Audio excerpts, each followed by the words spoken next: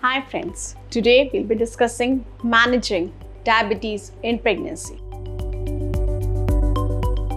I'm Dr. Deepti Asthana, Senior Obstetrician in Fortis Hospital, Gurugram and Director of Colosa Clinic. And today we'll discuss this very important topic as there's always fear related to pregnancy with diabetes. We'll discuss whether or not it's safe to become pregnant if you're already a diabetic and what all things need to be taken care. Stay glued till the end if you want to know how we can successfully manage a diabetic pregnancy. You can also visit my website drdeeptiasthana.com for any gynae related issues or follow us on Instagram. Please also subscribe to my channel Colosa Gynae where we talk everything related to female reproductive health. Now, let us start by knowing two categories of patients. First, people who already have diabetes and then get pregnant. These people have frequent thirst, weakness, fatigue, dry mouth, blurred vision and frequent urination or any other infection. Now, if you have all these symptoms, you should be suspicious of deranged sugars. If you have a strong family history of diabetes,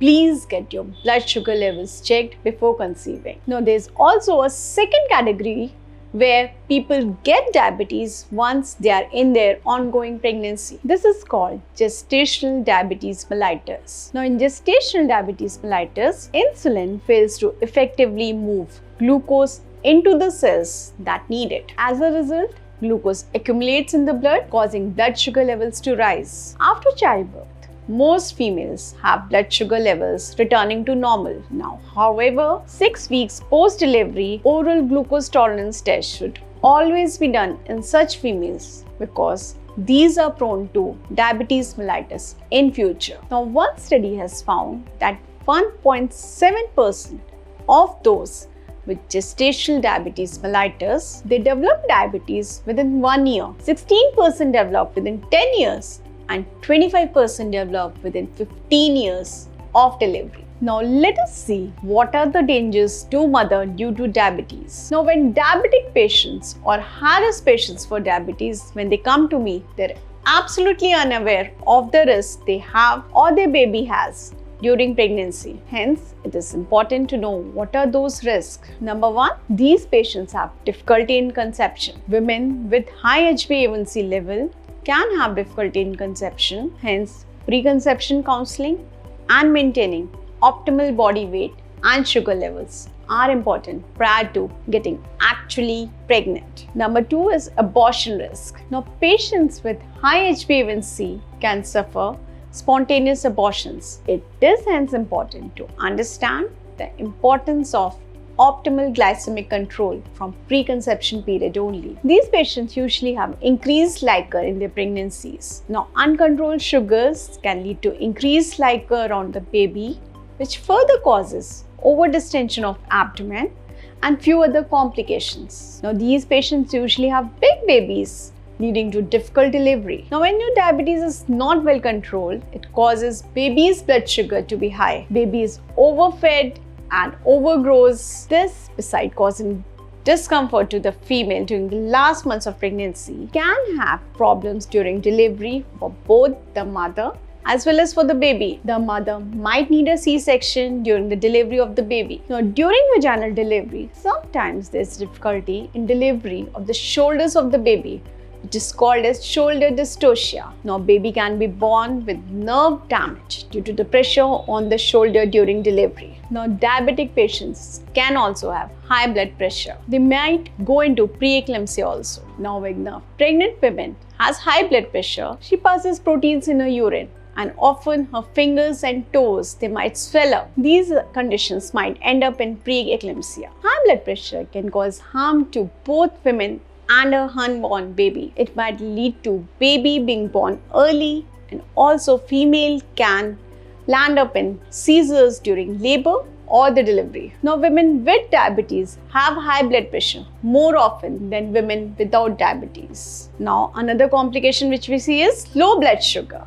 Now, this is rather important point. People fear hyperglycemia, but hypoglycemia is often ignored. Now, people with diabetes who take insulin or other diabetes medications, they can develop low sugar. Now, this low sugar is very dangerous for the mother as well as for the baby. So, should be treated immediately. Now let us see what are the dangers to fetus due to uncontrolled diabetes. Now, when we have fetus in a diabetic patient, that fetus is at increased risk for multiple congenital malformations. They can occur in spine, limbs or cardiovascular system. Now these babies are usually big babies, as we have already discussed. There can be chances of early preterm birth. Now high blood sugar may increase the risk of early labor and delivery before the due date, or early delivery may be recommended by a treating obstetrician because the baby is going large very fast. Now, babies born early may experience respiratory distress, a condition that makes breathing usually difficulty, and your baby may require NICU care. Now, there's another unfortunate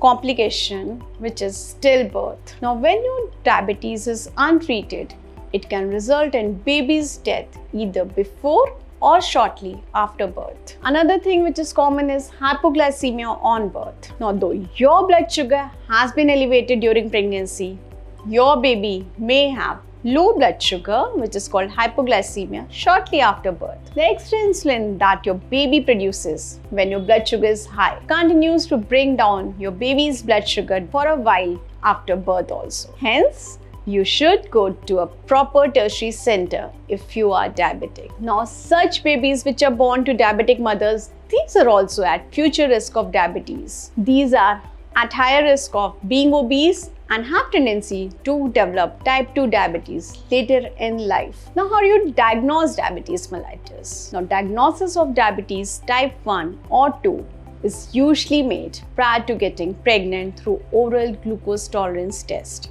Your doctor is going to tell you better. Now, screening for gestational diabetes, this usually takes place between 24 to 26 weeks of pregnancy. But women who are at high risk are likely to be screened in the first trimester itself. Now, what are the risk factors associated with gestational diabetes? Let's have a look. You can be overweight with minimal physical activities. These patients are very prone to diabetes. BMI more than 30, you should always keep a check of your blood sugar. Now, giving birth to a baby more than 4 kgs should always alert you to checking your sugar. Having a parent or sibling with diabetes also puts you at risk. Now, having had gestational diabetes in the past is also a risk factor. History of PCOS or ethnicities such as Black, Hispanic, American Indians or Asian Americans, they're all at risk for diabetes. Now, coming to the most important part, which is the management of diabetes in pregnancy. Now, the preconception counseling, this plays a very important role. While you should not let your diabetes prevent you from becoming pregnant, it is critical that you have an appropriate diabetes control at the time when you become pregnant. Preconception therapy is one of the best things you can do. This is when you can meet with a doctor who has experience treating people with diabetes during pregnancy and discuss the dangers of diabetes during pregnancy, as well as how effectively your blood sugar should be controlled. All of the ill effects of diabetes on pregnancy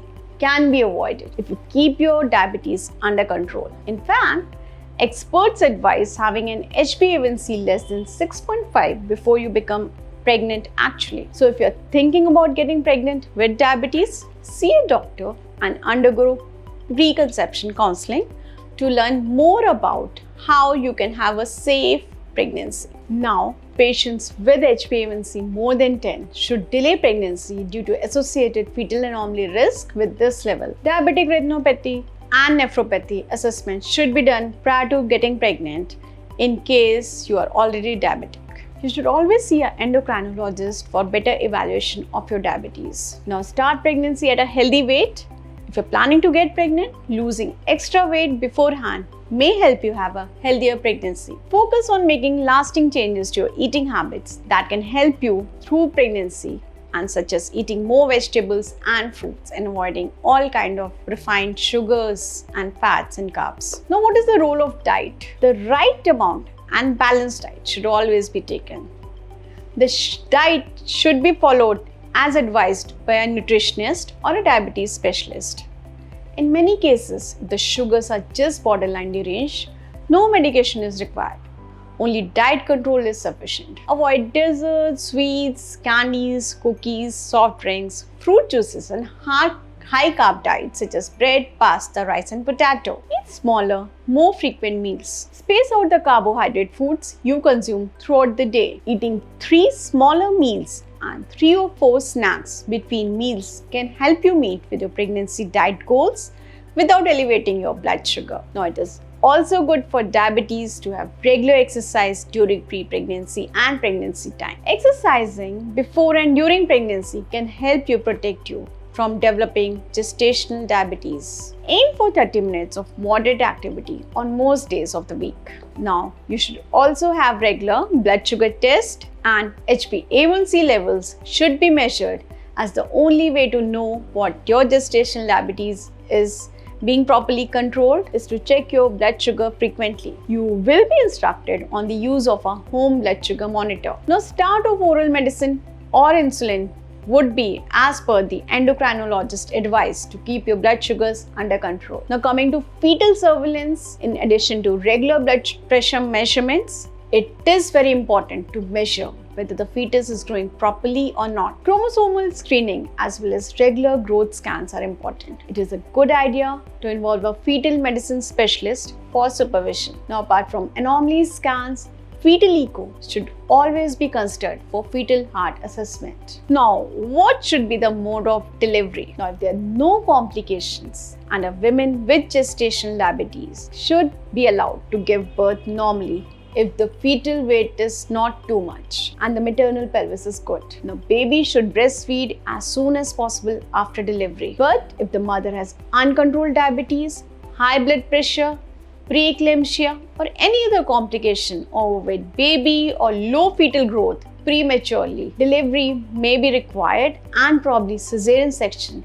is the right one. Women who have been diagnosed with gestational diabetes should stop blood glucose lowering therapy immediately after birth. Women with pre-existing type 2 diabetes who are breastfeeding can resume or continue metformin immediately after birth, but should avoid other oral blood glucose lowering agents while breastfeeding. Now, get tested for diabetes after delivery post 6 weeks and then every 1 to 3 years. Most women with gestational diabetes have normal blood sugars after delivery. When your sugars don't go away and they are still high, you may develop type 2 diabetes. It is important for a woman who has had gestational diabetes to continue exercising and eat a healthy diet after pregnancy to prevent or delay getting type 2 diabetes. So friends, hope this video helped you in clearing the fear around the diabetic mother and pregnancy. If you have type 1 diabetes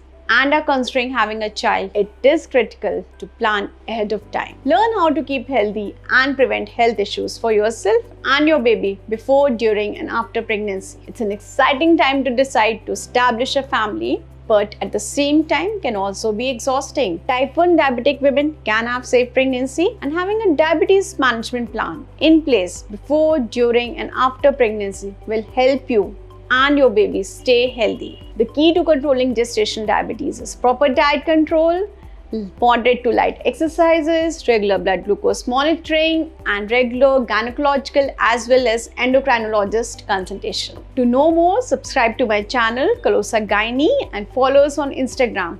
Thank you and take care.